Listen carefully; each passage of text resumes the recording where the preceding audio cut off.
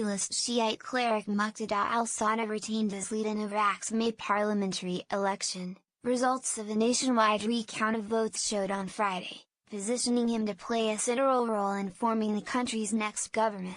Iraq's Independent High Election Commission, IHEC, released the results of the recount on its website early on Friday. Parliament ordered the recount in June after widespread allegations of fraud cast doubt on the integrity of the ballot.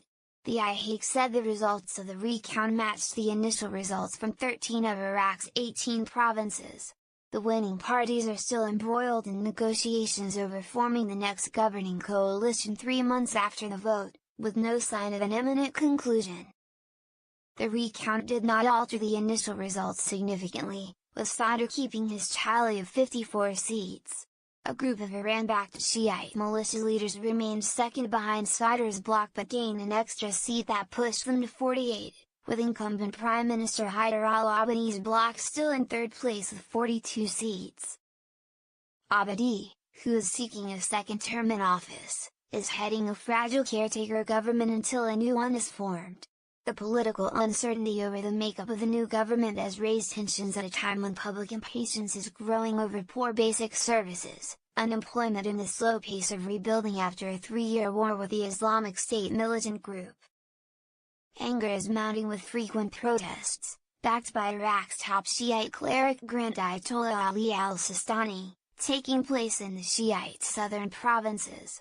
Sadr, who also backs the protests, has issued a list of 40 conditions he says the new prime minister has to meet, including being politically independent and not running for re-election.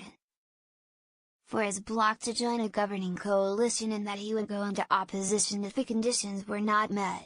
Contentious recount. The manual recount has been politically contentious from the start, although it was never expected to widely alter the results.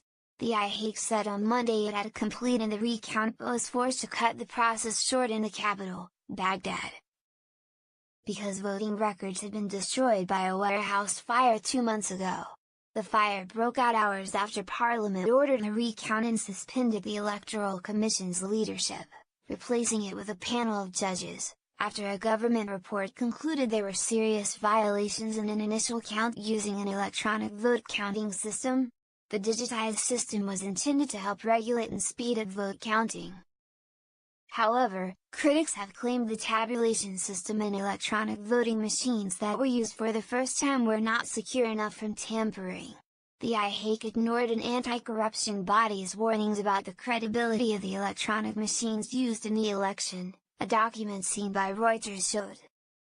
The devices, provided by South Korean company Mir Systems under a deal with the IHEC, are at the heart of fraud allegations that led to the manual recount. Concerns about the election count center on discrepancies in the tallying of votes by the voting machines, mainly in the Kurdish province of Sulaymaniyah and the ethnically mixed province of Kirkuk. And suggestions that the devices could have been tampered with or hacked into in order to skew the result. However, the recount results showed no significant changes in either province,